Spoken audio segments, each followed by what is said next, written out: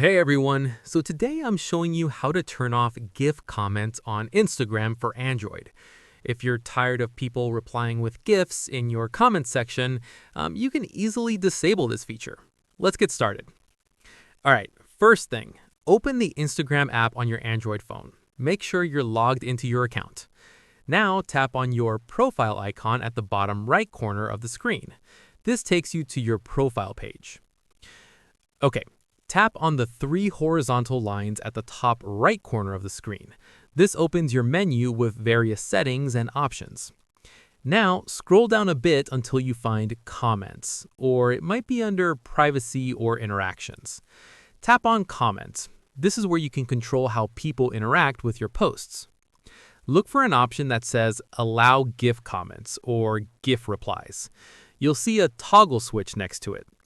Turn off the toggle by sliding it to the left. When you disable this, the switch will turn gray, meaning GIF comments are now turned off.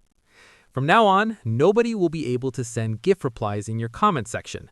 They can still leave regular text comments, but the GIF option will be removed for them. And that's it.